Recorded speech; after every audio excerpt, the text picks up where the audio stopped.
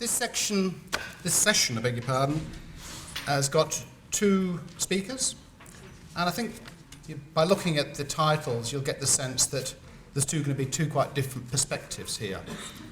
And in some sense their perspectives sort of slightly on the periphery of the higher education world. So what we're going to do is, first of all, Richard's going to speak for 30 minutes, and then he'll take questions for 10, and then Craig, 30 minutes and questions for 10, and then we might try and get them to have a bit of a conversation together right at the end. So it's my pleasure, I've never met Richard before, to introduce Richard. He seems to hold lots of positions, associate positions, within my own university, Griffith University. Oh, sorry, my name's Stephen Billett from Griffith University, sorry. And also an Honorary Associate of the University of Sydney and co-founder of the Free University of Bellingen. So, over to Richard. Thank you. Thank you. Thanks. Now, there's a couple of little things you need to know about me. One is that I'm very nervous, actually. And when I get nervous, I actually write out all my notes and I read them, and I'm rigid, fear. That's not quite true, actually. It was really quite interesting. Actually, the other thing you need to know about me is that I have a terrible vision problem, and in order to read my notes, I had to take out my contact lenses, which enables me to see you. So having taken them out, I can't see anybody, which is wonderful, because I can't read the body language. But prior to actually sort of preparing this thing over the last week or so and thinking a little bit about it, I sort of prepared the paper, typed it out in size 28 font or whatever it is. So don't be too alarmed when you see me changing sheets, because and I sort of showed the notes to my son. And my son is doing, he's actually almost today, I think, he's doing his final exam in law at Bond University. Just down here on the Gold Coast, and for the privilege he's paying $3,000 a unit, which I'll come back to in a moment. And he read my notes, and after about 20 minutes he sat back, and I said, "So, what do you think?" And he said, "Very brave, Prime Minister, very brave." So, hence my nervousness, And the other thing was, prior to coming here, I had a look at the agenda for today, and I very rarely read agendas at any meeting or conference. And so I sort of prepared the paper, then looked at the agenda, and I thought, God, this is terrible. And I've written something which absolutely does not fit in, but maybe it does, maybe it doesn't. And it's a bit of a call to arms for academic action, and so forth. And so I looked at it, and I realised that my nervousness was justified. Because from what I've heard this morning and from seeing who's speaking, there's enough cerebral content here to sink Clive Palmer's Titanic, So, anyway, I really enjoyed Professor Susie Vaughan's presentation this morning. It was a wonderful presentation, and if only I could match those PowerPoints, which I can't, hence my reluctance to use them, incidentally, I would have done so. But it was really interesting, really engaging, and I love the sense of optimism and enthusiasm about the future of higher education and all things teaching and learning. And I think she's right. I think when you talk about professionalisation of academic work, if we can call it that, or the re-professionalisation of academic work, it rather is a red rag to a bull, because there we have academics sort of toiling away under often very difficult circumstances, and then they're thinking to themselves, well, actually, I'm doing professional work already. Why do I need to re-professionalise it or learn how to become a professional? I'm doing it, I was also interested, and I agree with Susie, about her comments in relation to academics not being sort of silos or solitary creatures in the teaching and learning enterprise, and there are many, many people involved in that process. My ears also pricked up when Susie said something about learning, and she said something about, and I think she was quoting somebody about the process is changing now from, rather than looking at delivering education, to producing education. And that word producing sort of made me wince a little bit, because I had this thing about that word. produce, product, you know, the various derivatives of that word. And I wrote down here, I thought, well, why don't we talk about a student experience? And why don't we think about a more holistic student experience? And why don't we think about learning, whatever that is, both in formal and informal settings? Because one of the things I want to talk about today is how the university experience for many students has altered beyond recognition in the last quarter of a century. And I think some of those things might be for the good, but I think some of them are presenting very serious challenges to academics and others in the university system. Once you begin to view the student experience through what I call a relational lens, in other words, what is the learning experience about in terms of a relational experience with other people, in terms of the giving, the receiving, the co-inquiry, the co-presence, all that stuff. I then raise questions about what has education become in the early 21st century in the university context. Because one of the things I'm going to argue today, and I hope I can't hear the sort of hammering of the gallows being put together outside as we speak, is that I think we can't talk about teaching and learning anything in universities with really looking at the context within which university work at various levels operates. And this requires us, I think, to look at very closely at the values, roles and purposes of the university in the current era. And questions such as, what are they for?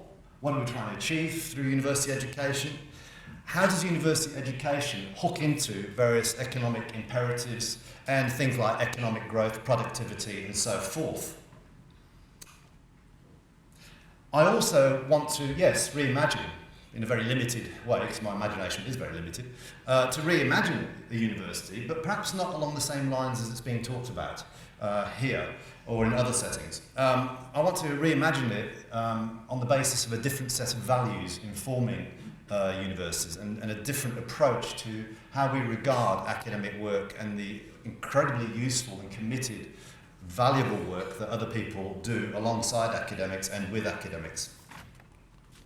Okay, and here's where I burst into reading my notes, and you'll be glad to see they're all size 36, and I've scrubbed various things out. I'd like to begin by quoting one of Australia's leading commentators on higher education, Professor Simon Marginson, who I understand now has taken up a position at the University of London. And I think most of you agree. You might disagree with Simon, and I do, and we've had correspondence, but whatever else he is, he's a very committed observer of the higher education scene, and he's been in this business for many, many years. And some people regard him as a very radical, outspoken person. Others regard him as being a little bit more on the conservative side of things, which I always find interesting. And he was also part of Melbourne University's Centre for the Study of Higher Education, which has some excellent researchers and academics involved in that particular institution. But this is what he had to say, and it really stuck with me, and I've quoted it in my forthcoming book on the university student experience, because I think it really sort of resonated with me at various levels. And here's what he has to say. He said, in the current policy context, world-class universities are not those who provide the best programs or educate the most diverse set of citizens. They are not necessarily the most intellectually creative or far-sighted institutions, and are not the most socially equitable, nor are they those that best address the common problems of humanity. World-class universities pump out the most global science, attract and hold the top scientists, generate lucrative research applications for industry, and lead in the rankings. For better or worse, that is the present gold standard. Elsewhere, and this is not a quote, this is me, elsewhere, and in contrast to this standard and the values that underpin it, Simon Marginson has remarked that universities have lost rationale and need to reground themselves in the social. If higher education is emptied out of its public purposes, and we can have a debate about what that means, we can no longer justify its survival. And I'm very mindful here of what Susie said about the current debate swirling around whether universities will even exist in the next 50 or 60 years. The 21st century, says Simon, The 21st century university needs to redefine itself as a creator, protector and purveyor of public goods. Now, I haven't got time here to talk about what a public good is, and I think it's a very philosophical debate, and perhaps we can talk about that later. Now, for this to happen, this kind of reappraisal debate, I'm arguing that the primary responsibility, I think, rests with academic students and the broader public. If we are to reclaim universities from those who regard higher education as simply a product to be bought and sold on the open market. But as I'm going to suggest, there's a long way to go before such meaningful dialogue can occur. With academics caught in a web of client-service relations and variously reporting increased levels of work intensification, over-regulation, excessive administration, less collegiality, discontent and so forth, it's difficult to peer over the corporate parapet at this juncture. But before I'm accused of harking back to a grey elitist past or of being a purveyor of misery, let me say this, and I think this is important. Of course, universities are incredibly complex and diverse places. They are comprised of over 1.2 million students, 55,000 full-time equivalent academics, and a vast pool of 67,000 casuals. That's just a guesstimate because we don't actually know the precise figure. They generate billions of dollars in revenue and employ many talented and even brilliant teachers, scholars and researchers who, as the Centre for the Study of Higher Education points out, are committed and passionate about their work. Universities also continue to produce thousands of knowledgeable, highly skilled and capable and adaptable graduates who make telling contributions to various walks of life.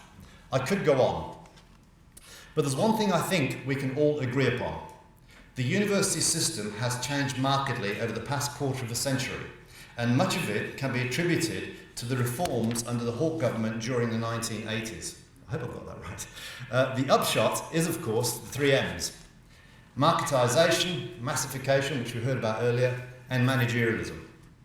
These interlocking developments, which have occurred under the ideological watch of neoliberalism, have ushered in an entirely different set of workplace practices and professional relations, as well as a stifling institutional culture of over-regulation and bureaucratisation.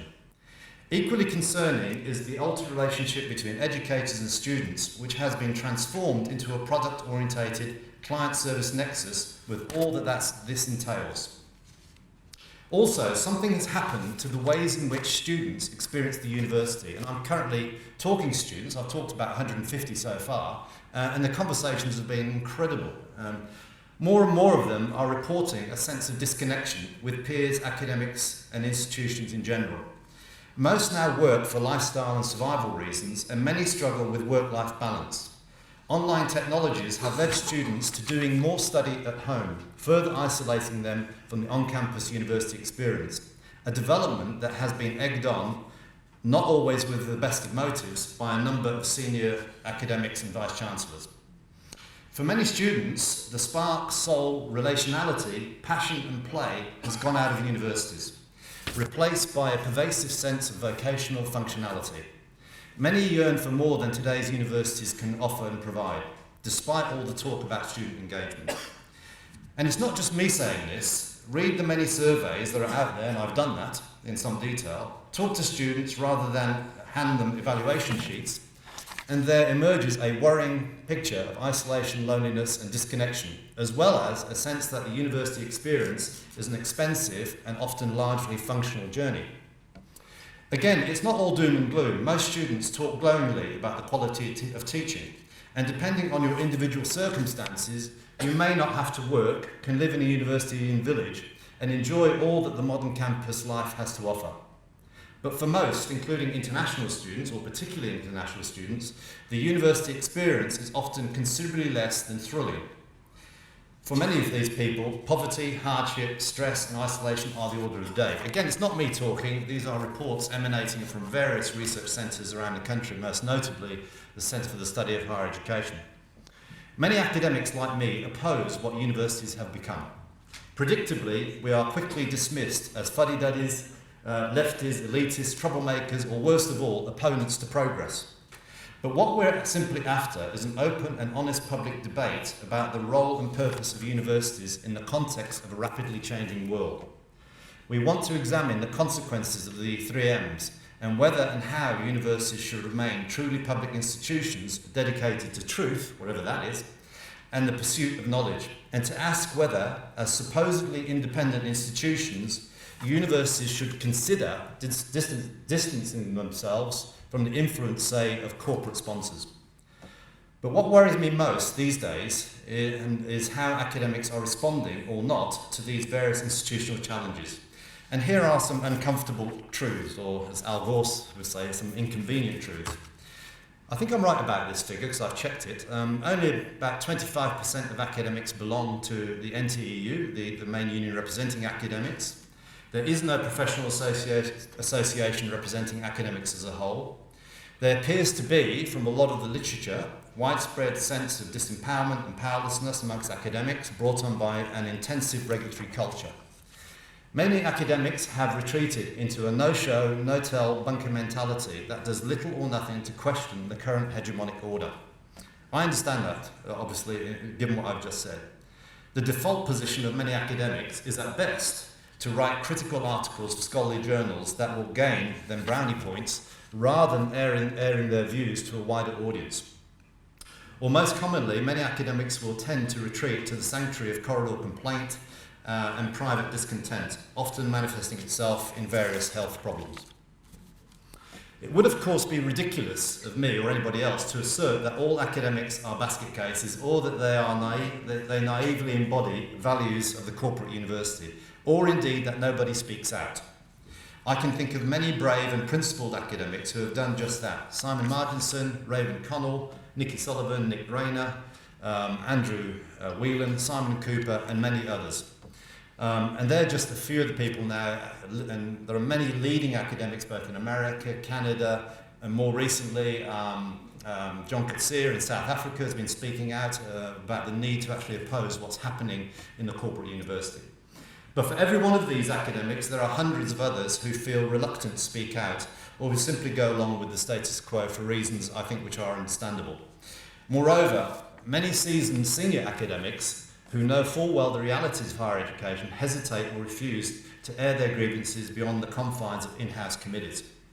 That said, I recognise, as was pointed out to me by no less than a radicalised professor of accounting, that some senior academics try as best they can to shore up academic autonomy and freedom in various university committees, in senates and councils, and for this they should be commended.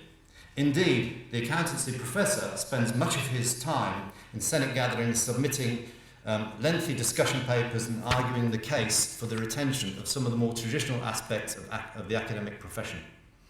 This is tough but necessary work and can reap benefits both for academics and their students.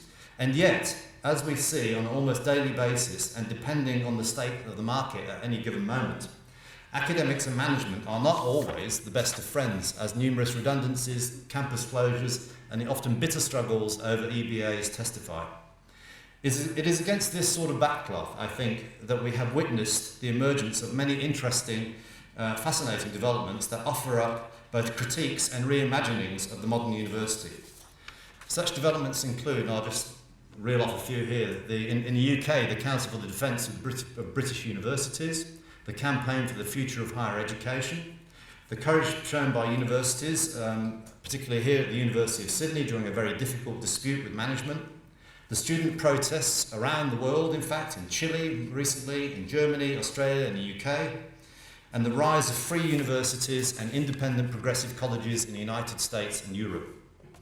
Leaving aside my earlier comments, I also see hope emerging from a gathering scholarly discourse revealed in the splendid Australian Universities Review, Arena Journal, and in books about the vagaries of today's system of higher education.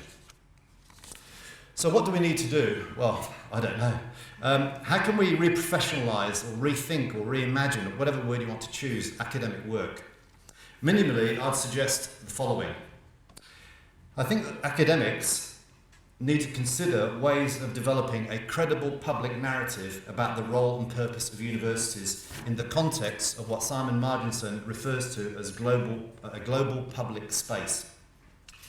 We need to debate the values that underpin the corporate university, especially modernisation and economic enrichment, And the more I read documents, especially policy documents, irrespective of which government we're talking about, the more I see references to linking universities to productivity or economic growth, to the systems of consumption and production which currently prevail. And I think there are some questions to be asked about those sorts of links. By the same token, we need, in terms of our internal relations, to rescue and resuscitate notions of cooperation, collegiality, communality, civic engagement. We need also to reclaim our role as public intellectuals rather than simply dwell as service providers and income generators. We need also to continue highlighting the negative impact of work intensification and the exploitative nature of casualisation, which I think is a scourge across Australian universities for a whole variety of complex reasons. I also think that we need to build alliances with students, with the public, with NGOs, and to engage more globally with progressive elements and forces around higher education.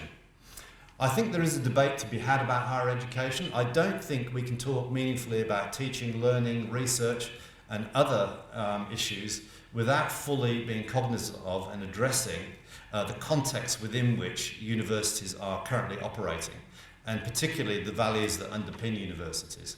And I think that I've talked now for over the last five years or so, I've talked to literally hundreds and hundreds of academics.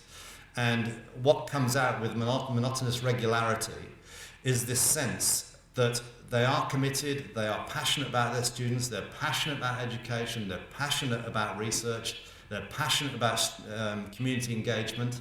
They want universities to exist, they want them to continue, but they want them to be informed by a different set of values.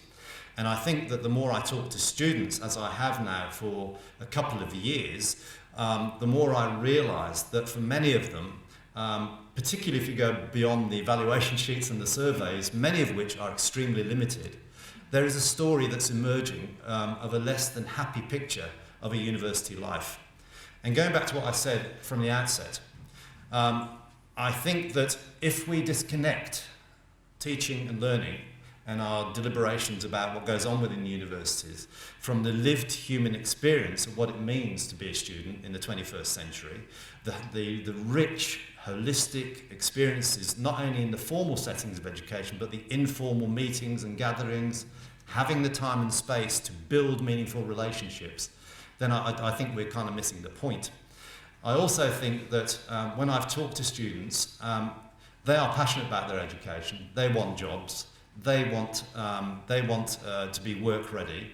They want to experience the educational process as fully as possible. They also want to have, and this is a very common observation that comes from students, they want to have some of the common experiences they had when they were at school, the meaningful encounters, the memorable experiences which often occur outside of formal learning settings.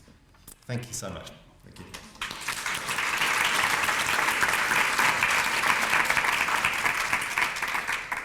Thanks for that, Richard. We've got time for some questions, 10 minutes or so please.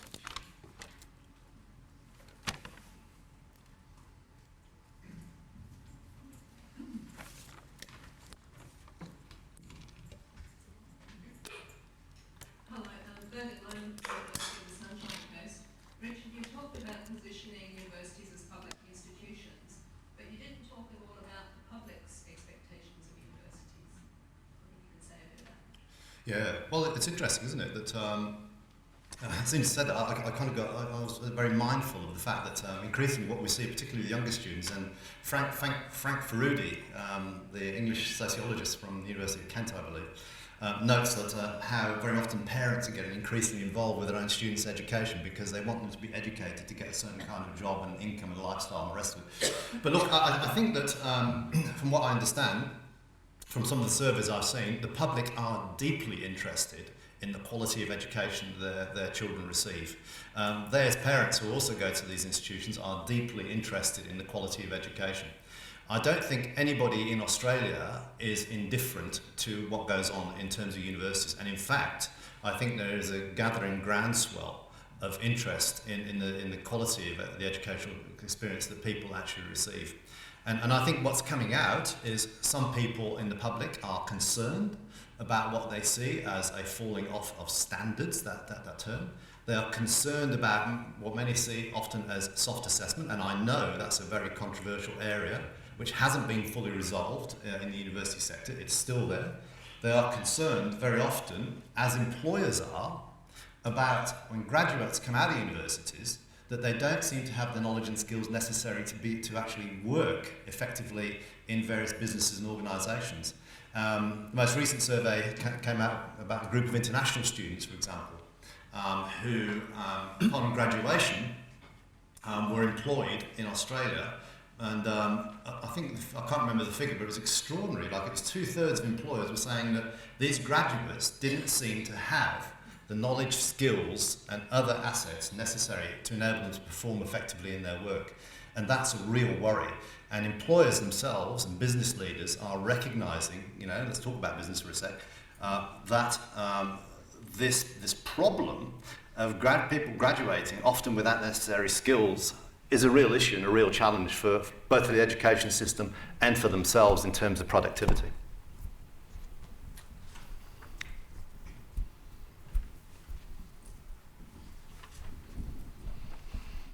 Hi Richard, Julie here again. I think we should just put universities on the stock market and be done with it. And may as well just go the whole hog. Now, your point about the number of sessional staff that are employed by universities, I think is fundamental to the whole issue. Recently at UQ, because everyone knows about the various stories that have come out of UQ in the last few years, and the spotlight's been looking at our university culture, we had a big outside inquiry into the culture of the university, and basically what came out of it was that, and I'm sure it's the same at other universities too, so it's not just our uni, but there's different types of thinking and decision that people use for their decision making. One of those types of thinking is a passive type of thinking, so people just go along with the way things are and they don't rock the boat. Then there is aggressive, people who like to make trouble, but that's so that they make themselves look good and better than everyone else. And then in between, in between there's assertive, where people are willing to rock the boat when it's required, but for the higher good. And what the university said, of course, was that what we want people to be is that middle ground. But when in doubt, there was a big divide between administrative staff and academic staff. Academic staff are mostly on the on the aggressive side, and administrative staff are mostly on the passive side. And that they said from the top down, when in doubt, we want you to be troublemakers. We don't want you to be passive and not rock the boat. But because administration is mostly passive and dictates really what we do and all the paperwork and all the forms we fill out and all the tables we have to fill in, and doesn't question and doesn't rock the boat, therein lies a huge problem when you combine that with 50% of the workforce being sessional staff who have no certainty that if they do stand up and question anything in a public forum, that they will have a job next year. And that's a fundamental issue. I agree entirely. I mean, I think the figure actually is greater than 50%. And it's interesting how the discourses around casualisation actually occur. On the one hand, you have, often senior university managers telling us that, in fact, this reflects the changing nature of the employment market and the more flexible workforce. Whereas if you, on the other hand, and actually to some extent, there's some truth in that for some casuals. But on the other hand, you hear all the other stories which I've recently documented in an article in the Australian University Review, which is about this sense of disempowerment, the lack of career path, lack of support, the patronage that occurs, the exploitation that occurs, the fact that often casuals are dumped in front of classrooms without adequate preparation, or given classes at the last minute, etc., etc. These are all very, very pressing issues. I agree with you that it is very difficult, almost impossible, and I've seen this happen actually, for casuals to actually work with any degree of confidence in universities, because many of them want to go on to become full-time academics, but there's extreme competition, of course, especially with the ballooning of PhDs and so forth. but they often, to actually retain their positions, they have to often act out a certain role, which is one of passive acceptance of what is being doled out to them. Because, and I've seen disappearances, I call them in Whackademia, I call them disappearances, casuals actually disappearing off the register because they've questioned a senior administrator or their course coordinator or the head of school, or they're seen as troublesome, and they are effectively disappeared. And it's one of the reasons that I often question the figures about the 67,000. In fact, when I talked to somebody at the Centre for the Study of Higher Education about this, they actually said the figure's probably more likely around 85,000, which vastly alters the proportion of casuals vis-a-vis full-time equivalent academics. Hi, Linda Bellingen here, University of Southern Queensland. It was a really interesting but very depressing talk, I thought. But was there a bit of are there any upsides to the last 20 years in higher education? Particularly our university, the distance university with lots of mature students. And I think that there's a lot to be said for some of the things that's been going on. I think a lot of our students are now connected that weren't in the past and have access to a lot of things that haven't been accessed to in the past. Yeah, look, I agree. I mean, and one of the things, it probably was a depressing talk, but one of the things I wanted to mention also is that universities have fantastic academics, they have fantastic students graduating, there are great classes, there's all this going on, but there is also a dark side, and one of the things we continually battle when we talk publicly about this stuff is actually for people like me and much more articulate people and much more knowledgeable, intelligent people than me who critique the system to actually have those arguments taken seriously and not to be positioned as elitist or wanting to go back to the past or, or working against progress and the rest of it. Of course, there are, with the massification and the expansion of online education, there are many, many, many benefits to be had. There are many people who are in the system who previously wouldn't have been. However, we also have to look at the quality of that experience, what it means for students. How does it shape up, for example? How does blended learning or face-to-face learning shape up in relation to online learning? And I've talked to a lot of students, and the picture and the research is showing this is very mixed indeed. The other thing we have to look at, and I went round on a particular Vice-Chancellor, but there are two Vice-Chancellors in Australia who are saying the most remarkable things, which I don't think we can ignore. One of whom is saying that we should physically do away with the physical campus, and that students, the university should be the preserve of researchers, essentially. And now, I don't know what you think about that, but when I talk to students, they are horrified by the prospect. The other thing, if I can just mention this tangentially, if I may, this continual ranging against the lecture. I've heard it today. I've heard it. People say, isn't it? The idea of the lecture that nobody ever turns up, and isn't it awful? Now, let me just give an example where the debate is a bit more nuanced than it often appears. Professor Ian Young, the Vice-Chancellor at the ANU, was quoted as saying, and I'll quote it, he said, "Why on earth would anybody want to attend a lecture with 300 other students when he or she can go home and view it from the comfort of their own homes?" So I got that quote, and I went to every student I met, I said, "Okay, this quote, what do you think of it?"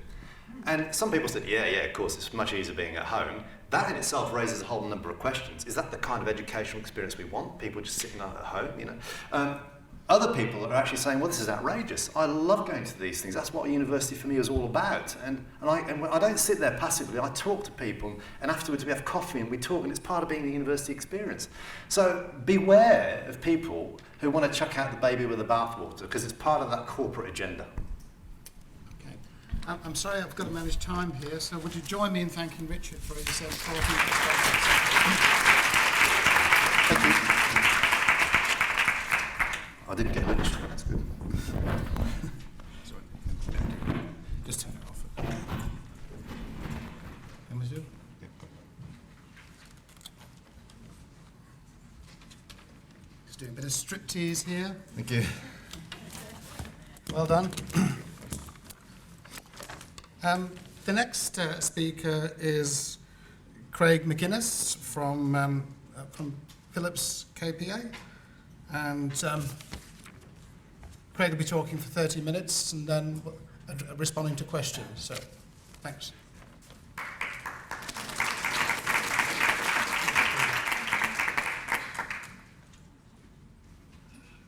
Good morning, everyone, and thank you for inviting me here today to say a few words. I must admit I was enthralled by the PowerPoint this morning as well.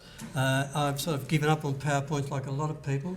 I'm also on a campaign to destroy dot points in documents and a few other things besides, but that was delightful to see that presentation this morning. Can you hear me? Or is this on? Yes, it is. Okay. Yes, good. But the trouble was, as I've listened to speakers this morning, my own notes, a bit like Richard's, they're many pages, turned out to have lots of scribbles and changes and additions to them, and so I've got a breakfast here that no self-respecting dog would eat. So I'll follow my scribbles through this as best I can and give you plenty of time for questions and conversation to develop, I hope. So, Stephen, you can give me a big wave and stop me at the 20-minute mark. I think would be a good idea. Stop me if you can, anyway. A bit like Susie Vaughan, I approached this originally with a fairly clear idea of what I wanted to talk about, but by the time I got closer to today and listening this morning, I'm actually not as clear as I thought I was. So bear with me as I think aloud from time to time. I think it's really important that the fellows here engage with and contribute to the higher education sector's agenda, and to get to that higher level, as a number of people have mentioned this morning. I think it's important that they actually address the critical issues that drive educational reform. And I think that then repositions themselves in their own institutions, but also reframes their thinking if they see what they're doing in a bigger picture. I think that's a great advantage of a forum like this, and I wish you well with many more of them. I guess the main points are that this is an area of particular interest to me, the whole of the academic workforce. Those of you who've maybe read one or two things that I've written over the last, and it's a long time, I won't say how many years, but those of you who remember will know that my major interests have been in the student experience, the first year experience and so on originally, following that through, and also the national surveys of the academic workforce in Australia. I think I've done 3 of those, plus surveys of professional administrators in Australia as well over that time. So student experience, student engagement, and the academic workforce has been my main thing. And a lot of people talk about those things quite separately, but I was really pleased that Richard was able to bring them together and just see them as two sides of a very same coin, a very important coin, to see them that way. Disconnecting them is a big mistake. So I would suggest that a few things I've got to say, I hope, will connect you a little bit more with thinking about the academic profession as it is, not as it's imagined, but as it is, and as it's been and where it's heading. So a lot of this is taken from a chapter, you might like to look at a book that came out in 2010, edited by George Gordon and Celia Whitchurch, which was titled Academic and Professional Identities in Higher Education. It's a Routledge. And that's subtitle to that book was The Challenges of a Diversifying Workforce. And so I lifted out bits and pieces from that chapter and have embellished, added, subtracted from those for today. Now the main points I want to make are that there are some serious risks inherent in the notion of professionalising the academics, particularly if the factors that mean so much in maintaining the enthusiasm and commitment of academics to their core work are lost or narrowed. If academics don't reflect on the issues, then I suspect, and I would agree with Richard here, that they will be decided by default. And I agree with him that many of us, many academics, have been opting out quite seriously, and there is need for reflection.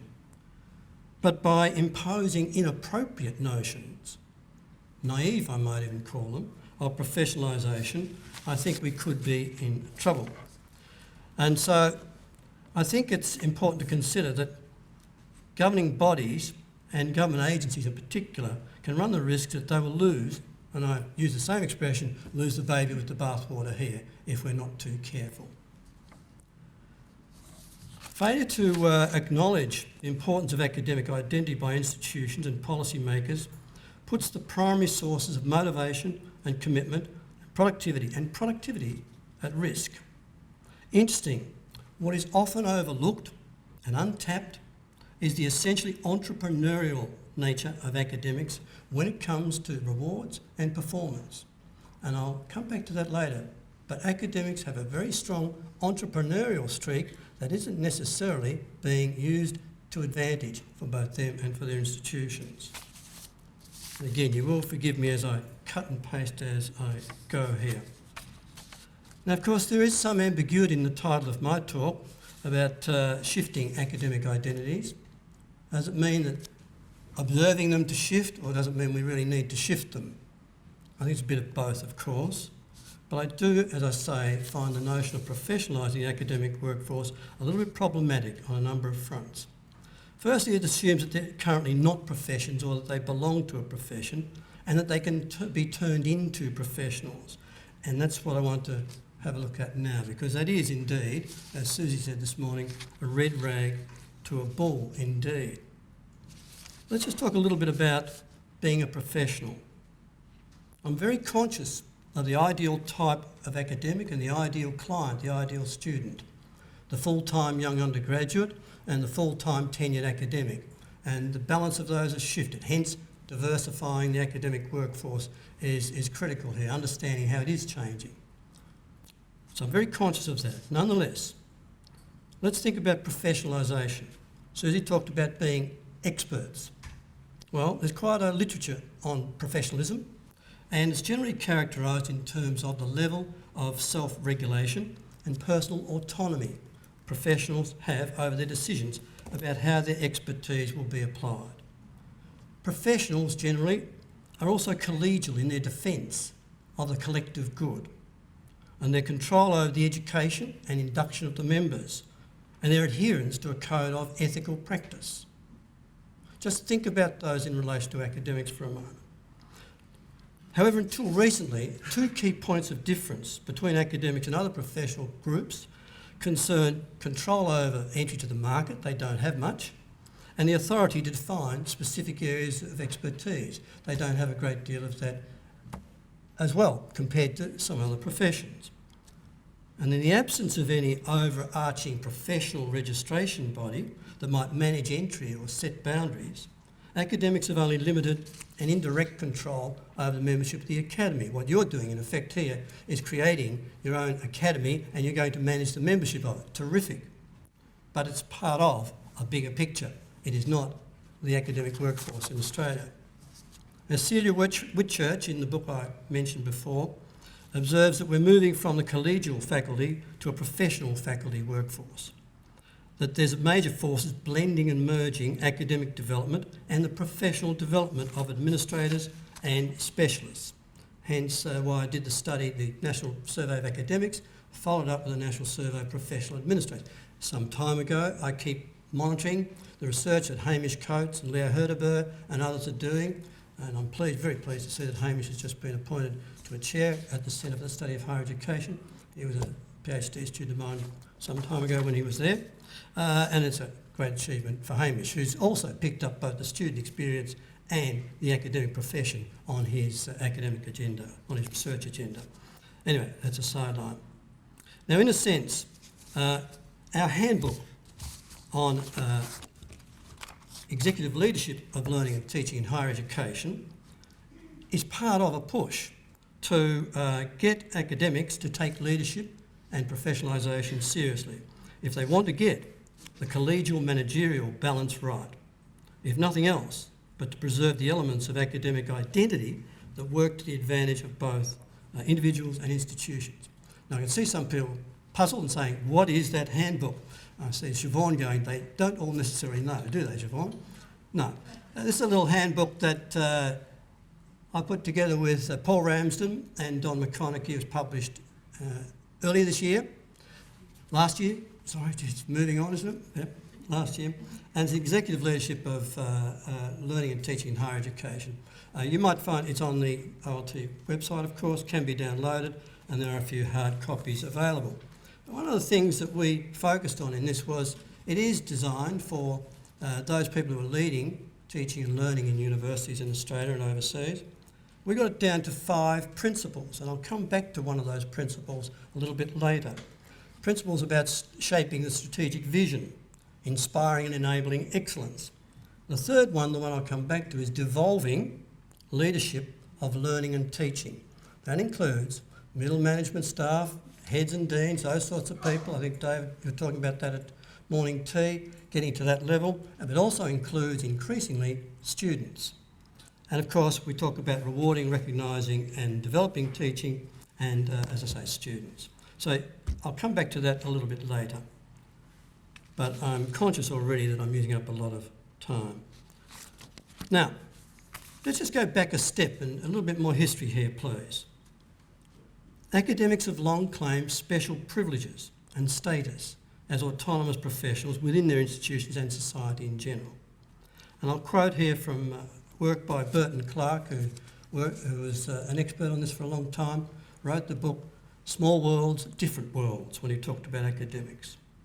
As if it were a birthright, they struggled for self-government, invoking powerful doctrines, academic freedom, community of scholars, freedom of research, which serve both as guild ideologies and a justification for unusual personal liberties.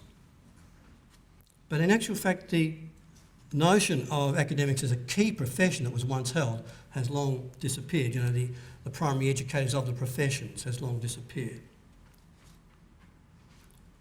But unfortunately, being a professional is actually not a strong contributor to the sense of academic identity. It's a weak source of academic identity, and that's been long demonstrated empirically.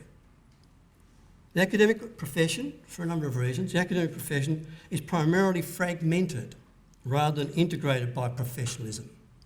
Think about that for a moment, because professional attachment forms first around the discipline. It's qualitatively different from other professions in the extent of that fragmentation. It's inherently, the academic profession, a secondary organisation of persons located in numerous diverse fields that operate as primary centres of membership, identity and loyalty, the disciplines. So the boundaries are notoriously permeable for academics. They move in and out of these groups where they get their identity from.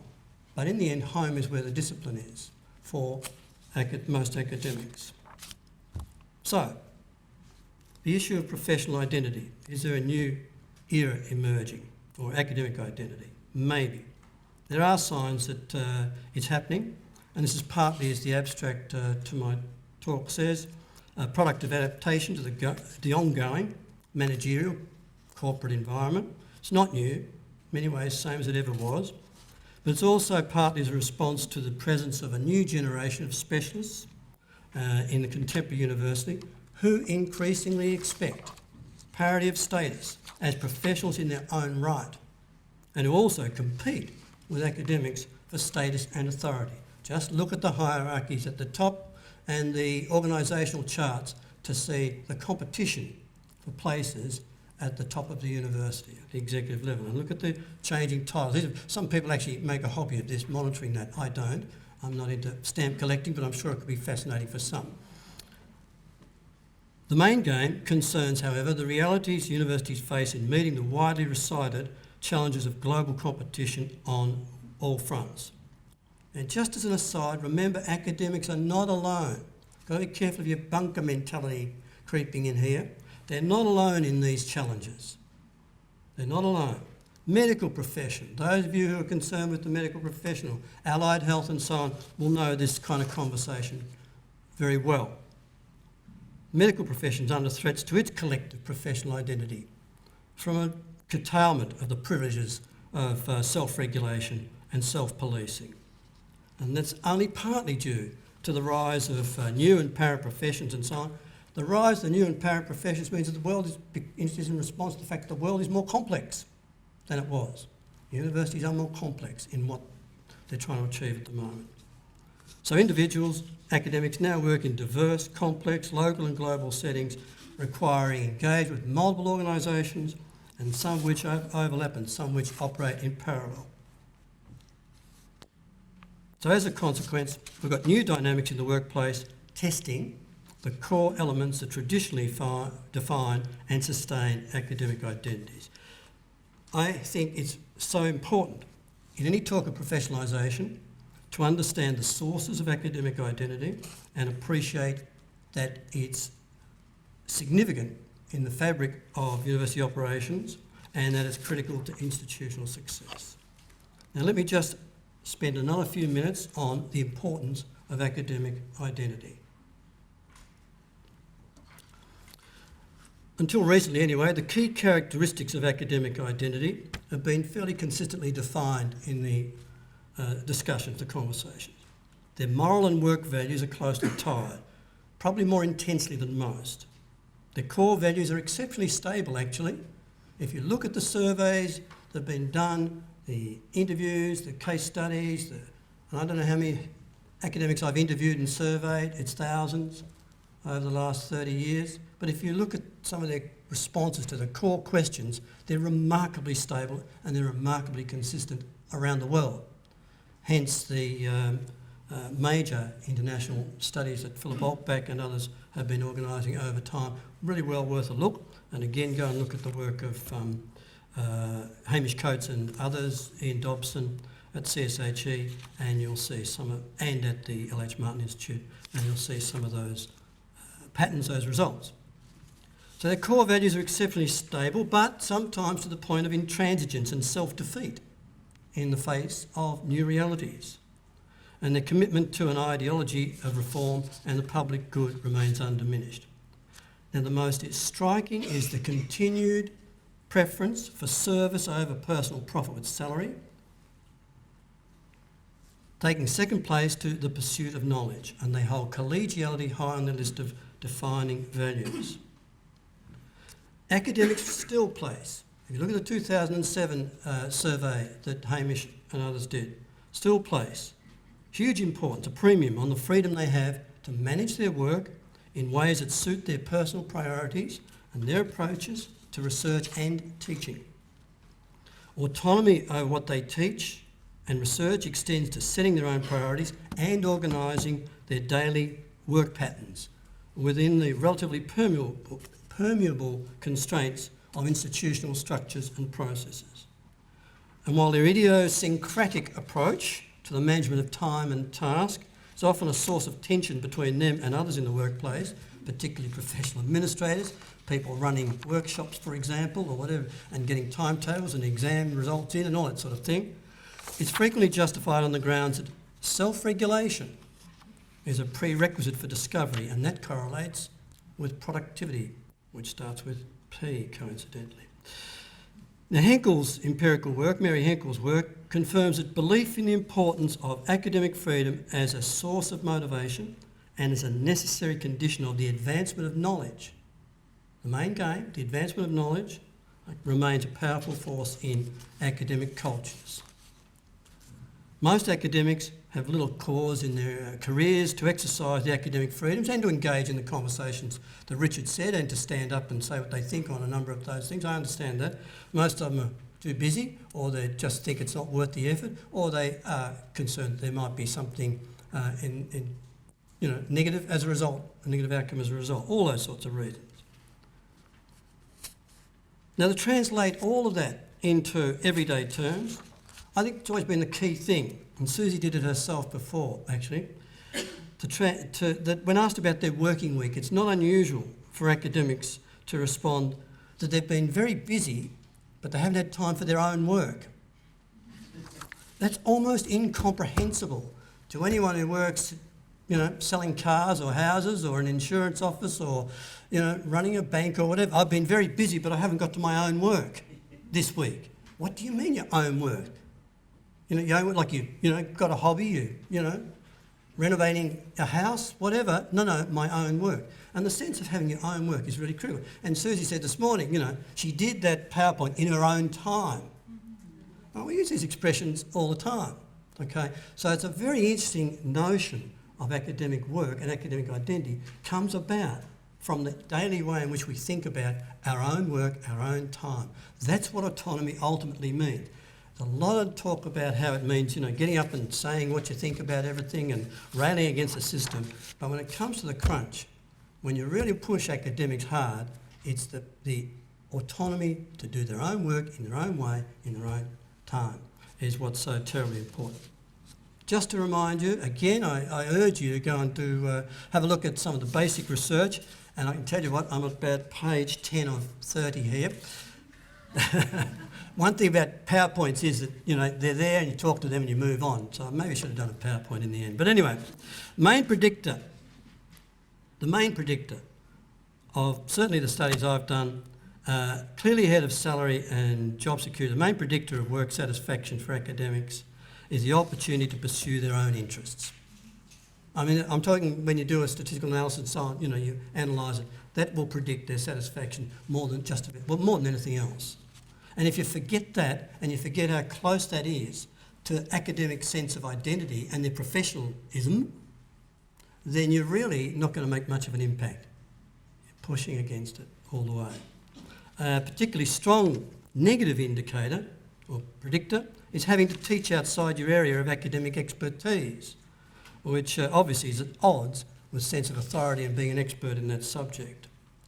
And the interesting thing is that even when you have otherwise bad conditions, poor services, poor facilities, whatever it happens to be, all of those things, or poor students, all those things are somewhat mitigated by an individual's commitment to particular tasks, particularly and preeminently their love of research and the pursuit of knowledge.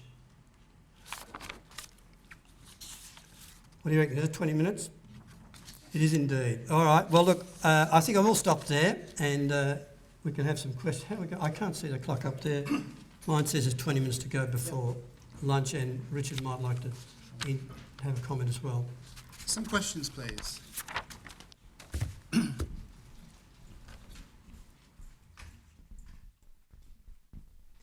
Yeah, hi, I've got a question. You mentioned just as you were finishing up then that, they've got this, academics have a discipline that they are experts in and that they teach into. I'm just curious to know what you think about the introduction of things like the English language standards and the impact that that will have on an academic's sense of, being able to work in that space. If English language standards are to be embedded in disciplines and academics are to take on responsibility for the teaching and the assessment and evaluation and development of these skills, what do you think the impact of that is going to be on their identity? Fairly negative. And unless they've got some other agenda that sort of balances that out or cancels that, negative experience out, then it's going to have an impact overall on their sense of worth and sense of identity, yeah. Okay. I mean, again, this is an area where we might say that this is something that other people should be doing and it shouldn't necessarily undermine or whatever the sense of satisfaction and the identity of the academics themselves, yeah.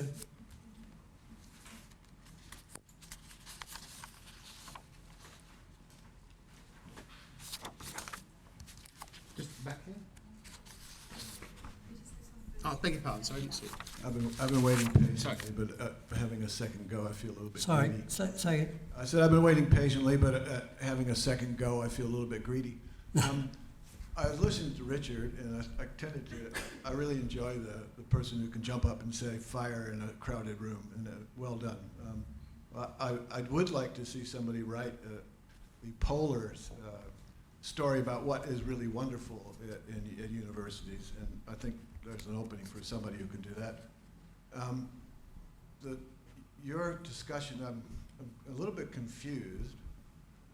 I come at it from, it seems like we're trapped in some spiral that, as academics, that our inclination is to study something to the point of never moving off of first base. I use the baseball analogy.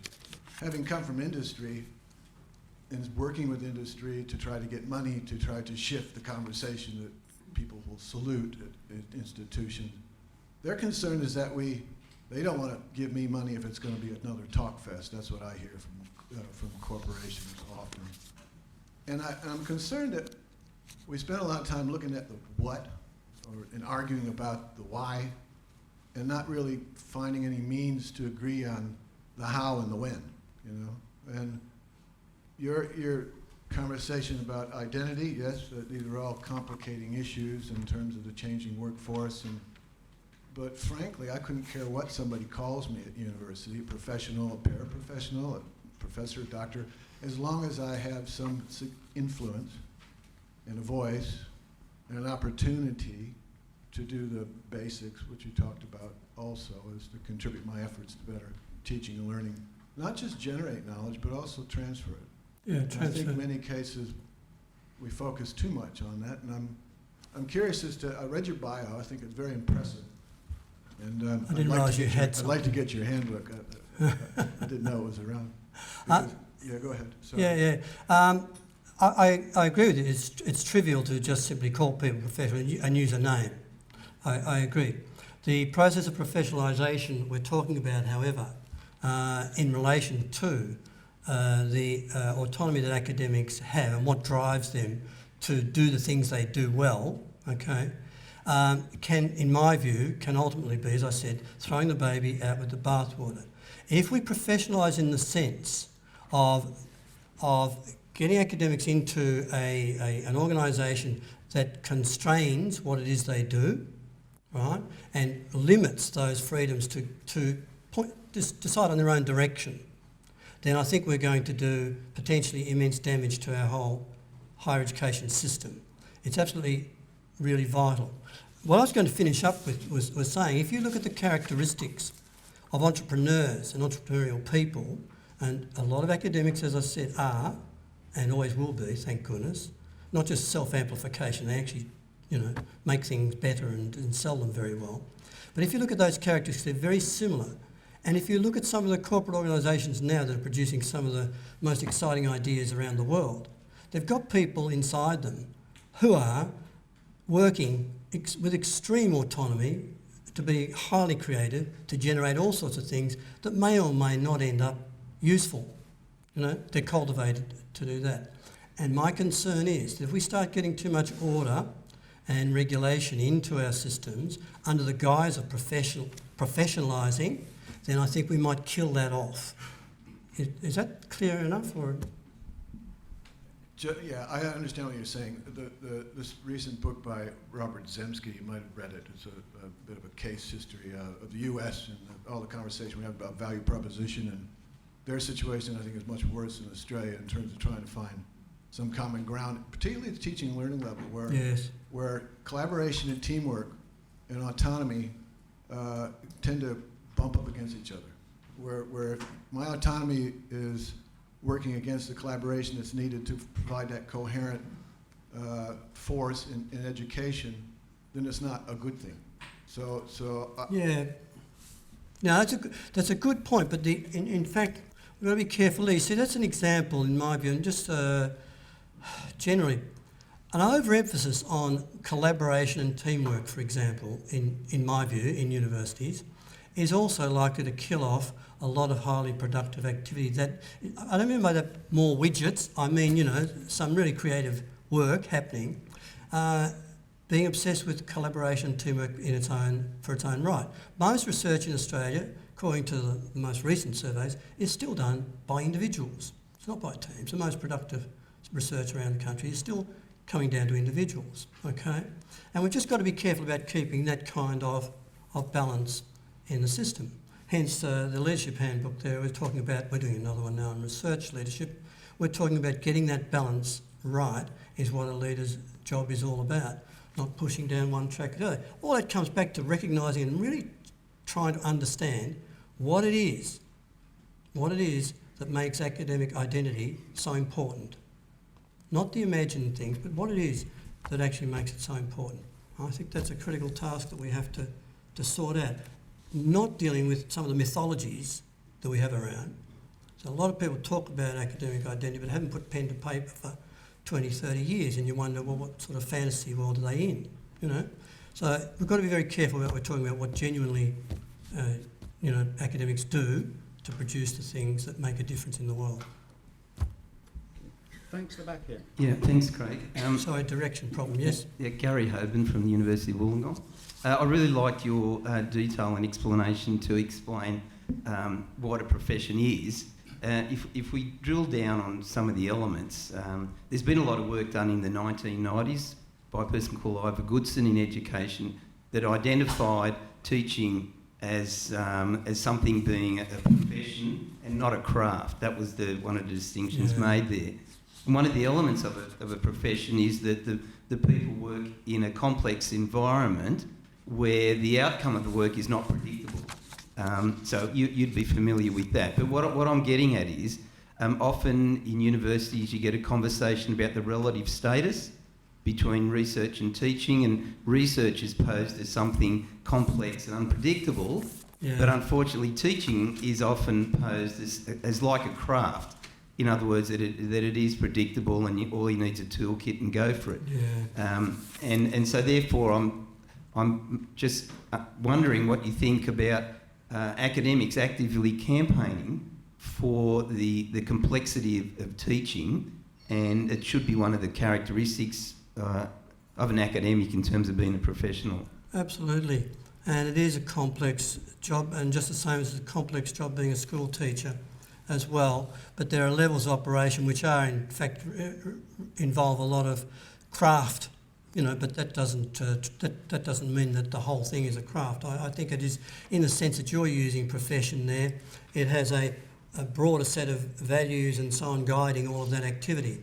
It's not just a matter of being an instructor. And it's interesting, none of the conversation today, as I was sitting listening, talks about teaching and instructing, and the word instructor is used, as you know, in the US to define a particular role. We don't have that role there. We still keep using the word teaching, but we're kind of blurring the edges there. So there is a craft to instruction, but in my view, teaching is not just a craft. I would agree with you. Helen? Thank you. First of all, I really appreciate the comments by both you and Richard about taking care not to throw babies out with bathwaters, and the point that you made about being careful of teamwork. Collegiality does not necessarily equal working in sort of structured teams. That's right. And I think that was the point. But what I wanted to ask about was to follow up a comment that you made towards the end, and that was that you, in surveying academics, they were passionate about teaching within their expertise. And I just wanted to tease that out a bit more, because it actually causes some of the problems and the tensions, because for some people, teaching within their expertise means teaching within the area they're interested in doing research in and preparing students for research. Whereas for others, particularly a lot of the people in this room, teaching within their expertise means teaching broadly towards the workplace, also towards the learning of something in other disciplines. So it's the cross-discipline. Did that difference come out in your survey? Well, it certainly comes out that one of the key factors that make academics unhappy is teaching outside their expertise. Not because they're nervous. I mean, currently we've got in the school system, we've got 40% of people, teachers, teaching mathematics who are not qualified to teach mathematics. And I don't think it's quite that bad in universities yet. I don't know. And I mean, that's a real issue. But in universities, it's not a matter of the people saying, I'm no good at this. It's a matter of, well, this isn't really, I'm really not an expert on this. I don't feel I'm on top of this. I'm not really comfortable doing this. And that certainly undermines their motivation and satisfaction and so on. I think you're onto something that should be considered by this group a little bit more in all of that. And I think you need to tease it out. I don't know whether you're going to produce, guides, statements, whatever's, out of all of these conversations. But whatever it does, I think it should contribute to that kind of discussion, because we can't escape the fact that there are large, if you like, service teaching roles to play, statistics 101 and those sorts of things, and everyone has to take their share, or they can, outsource it. somewhere else, to the Khan Academy or whoever. But I mean, you know, that's a really big issue. One of the ways we used to resolve that issue in universities was to say, well, you have to do your 101 work over here, but almost everyone had their own little pet subject, as it were, that was related to their research that they could get quite excited about, and that sort of kept them ticking over and kept that enthusiasm going. Some of you would relate to that, I'm sure. Thanks. What I'm going to do now is just ask Richard to come back up and see if we'll have a conversation across. Sure. And there's a question I'd just like to pose to perhaps start that conversation, and that is that Richard's critique was very much about scale, and the scale of things influencing the academic experience, affecting the student experience. And Richard made reference to smaller colleges in America, such as Swarthmore, I guess. And I'm just wondering whether both of you would like to comment on to what degree is scale the big issue and what needs to be done about it to address it. You want to go first? Yeah. Okay. No, I think one of our problems is that we keep hearing about places like those small liberal arts colleges, and we don't have them, and I think the comparisons are totally inappropriate. I just think we should push them out of our minds when we're talking about American higher education, for example. It's just, I mean, when you look at the size of our universities, I think if you look at the Chronicles Almanac every year, and you look at the size of all that's the Chronicle of Higher Education, of all the universities in the United States, you know, and look at the top 100 or whatever, I think when I last did that, there are only about 8 or 9 that were bigger in terms of student numbers than our biggest universities like Monash and so on, you know, above 60,000. You've got to go to Penn States, places like that, Indiana, to get up around the 80s, 90s, but it's only a handful of them. And so I think we've got to be very careful. We've got to realise that, you know, we do have big institutions here, and people, I'm sick of people waving MIT at me. They've got 11,000 students, for goodness sake, 3,000 academics. You know, could you just put that off the agenda? Let's just compare like with like when we're talking about systems and work styles and all of that sort of thing. So I think scale is very distracting for people. I think we ought to be looking at the realities of what we've got. We are not going to have... Oh, no, it's not true. I think we will have in the next 20, 30, 40 years, I think we will have liberal arts colleges emerging in Australia. And that would be a good thing as far as I'm concerned. I think it's a great thing. Anyone who's been there, seen them, knows about them, loves them. But we haven't got there yet. Sorry. Okay, thanks. I think scale is important for people here. When you go to you take a tutorial and there's like 40 people in it, and that kind of matters.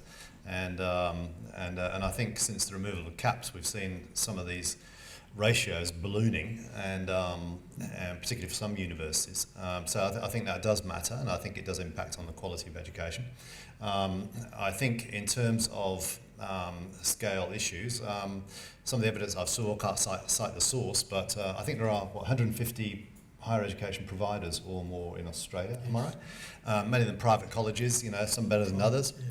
Sorry? Yeah, that's right. Yeah, so and some of the evidence I've seen is that there's been a drift to those colleges from university students who were unhappy with the great, the ballooning out of tutorial ratios. So that suggests to me, and these students are saying this themselves, that they actually want a different kind of educational experience in a different kind of institution that's more intimate, more engaged, smaller scale, where they actually feel attached to their institutions, they feel attached to their peers, so on and so forth. So I think that's an important development. I think you're right. I don't think we can necessarily compare ourselves very readily to the United States. And although I think some of the private colleges which are emerging in the United States, and to a lesser degree in the UK, indicate that we can look to those to a certain degree in terms of their curricula, in terms of how they approach their teaching and learning, and so forth. Some of them actually, interestingly, also slip back into a very market-orientated sort of mindset and become as competitive and as voracious as the universities are. So. Thanks for that. David? Yeah, I have difficulty with both of your visions in that there's a kind of romanticism about them that doesn't seem to be connected with where we are right now. And I think the issue of scale is a kind of a very good manifestation of this. if we are going to get back to the small, then someone, maybe the student, is going to have to pay an awful lot more money, because the massification that we're seeing, the processes that we're being forced to engage in, are a function of the amount of money we've got to pay with. So that's one issue of scale that we need to grapple with. And the other thing is, I can't see how, Craig, that acceptance which you have of the scale of things now holds up with this kind of the autonomous entrepreneurial academic. It's like, how can we run systems with high quality programs in which all these academics are doing their own thing, pursuing their own interests, of kind of running off that sense of academic identity which you portrayed. And what I'm seeing now, and in many of the people in the room here, are people whose academic identity has shifted. So it is changing. I mean, if you look back on what Tony Beech's book on academic tribes and territories, it shifted a lot. The later editions are no longer the same. They can't portray the divisions in the same way. We can't look at academic identity now in the way that we looked at it in the past. And as we speak this very moment, it is shifting. And in the teaching and learning space, it's still got a long way to go. And I just can't reconcile that with the vision that you're putting forward. Okay. I have to say, just to be clear here, I'm not suggesting for a moment I would hate anyone to think that I'm looking backward and wanting to recreate that past, because I really rail against people who do that. It's my first instinct is to say those days are over. And in fact, I brought along a postscript here, and I'll read to you in a second, a comment about the past. I'm not at all in favour of doing that. What I'm saying is that the elements that really held academic identity together for and are central to, and still recently being observed and confirmed, are actually important not to lose entirely. That's all. Okay, and no matter how big the organisation is, no matter what the scale is, I still think on the day-to-day work front and what academics do in terms of setting their agendas and how they go about their business, I think we've got to preserve some of those core elements. I'm not saying go back to where they were, because the old days weren't so good in many, many respects. And just, if you don't mind, indulge me for a second, but we've got to remember when we get romantic about the past, and I'm not, as one Vice-Chancellor wrote, God professors, as they were known, made and broke careers with essentially zero formal downward accountability to their academic staff. And, I think there's a whole chapter of that sort of talk. The olden days weren't so rosy as you might think. So we've got a new context, but it doesn't mean that we shouldn't hold on to some of those core things that motivate and excite academics. And the most recent research on academic motives, values and goals, aspiration and satisfaction keeps reinforcing the story that's been going on now for at least the last 30 years in its essence. Yeah, look, I haven't got a lot to add to that. I'm really interested in this question about when you raise these sorts of issues about the words which are often you're greeted with. One is called elitist or romantic or whatever, and I'm interested in this juxtaposition between the past and the present and the future, and as if everything in the past was grey and horrible and patriarchal. In many ways it was, as if the present is absolutely wonderful and we're on this road to nirvana and students are all happy and we've got a great democratised republic of learning.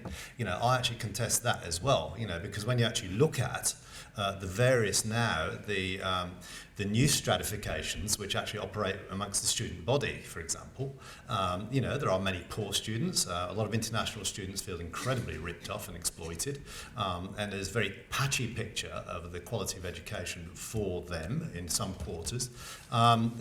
There are a host of these different stratifications now which are emerging. I think one of the problems actually of universities goes back to the Dawkins reforms.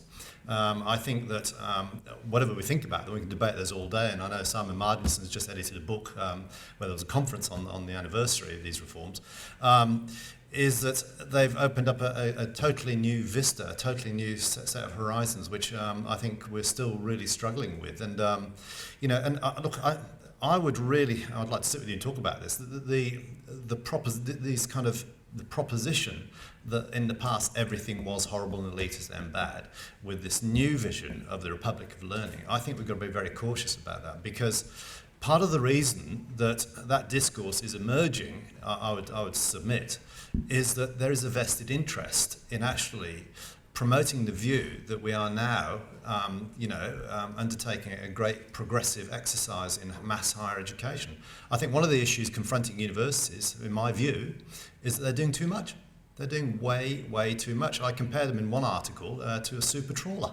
You know, they're trying to educate everybody in every discipline and across a whole variety of professions.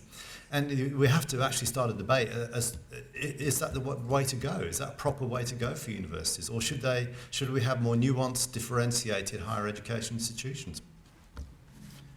I'm just perhaps one final question. I'm conscious I cut off Angela before. Would you like to ask your question now, Angela? Yes, thank you. Angela Brew, Macquarie University. One of the things that universities are not doing, I would argue, is they're not educating students to understand the nature of a university. All the studies of how students think about research that's going on in universities, for example, show that students are largely ignorant of the fact that their teachers are actually engaged in research. They are not particularly aware of what that research entails, and so on. This is very serious, I would argue, because it's self-sustaining. The idea that universities just do teaching then gets translated in these people. Students go out into the workforce. They go out having been through a university education without an idea about what the academic project of the university actually is. And they go into industry, they go into the media, and they become politicians. And they make stupid decisions about universities on the basis of this experience they have. And we have only ourselves to blame. This makes changing the learning and teaching and the experiences of students not just something that, you know, today happens to be whatever day it is, Thursday, so we're thinking about it. It is an absolute imperative, because we need students to understand the nature of the university, the values of academic life, whatever, understanding the nature of academic work, why academics, as Craig said, why they think their work is separate from what they're doing, what it is about academic work that drives academics, and why the intellectual life is important to the health and culture of the nation, and we're not doing that. Thanks. A brief response, thanks. Absolutely. Really well put, Angela, and I agree entirely with you. And it's not just about getting the students to appreciate the nature of the university and the nature of what the enterprise is about. And then that's been a problem, I agree. And clearly academics, you're right, we ourselves are at fault for not making the connection very, very clear and being passionate about that connection.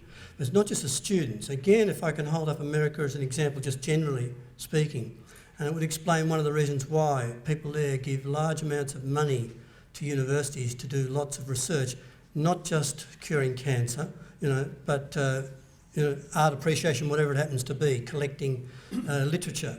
They give it because Americans are very, very clear about what they expect of their universities, what they want from them. They seem to me to have a much stronger understanding of what the university is there for and what it's there to achieve. And our community, by comparison, and our corporate leaders, don't just talk about politicians, but if you went on, as one Vice-Chancellor did, a study tour of India with a bunch of corporate people, he discovered when he came back horrified that they really knew nothing about universities.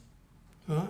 And I think you won't find the same in some other systems like the United States, but I think that's terrific. It's not just the students, but remember, the students are our society of the future. Well, they are the country's Absolutely. leaders of the future. Absolutely right. Just two very brief points. I totally agree with what you're saying, and so would many of the students I've talked to.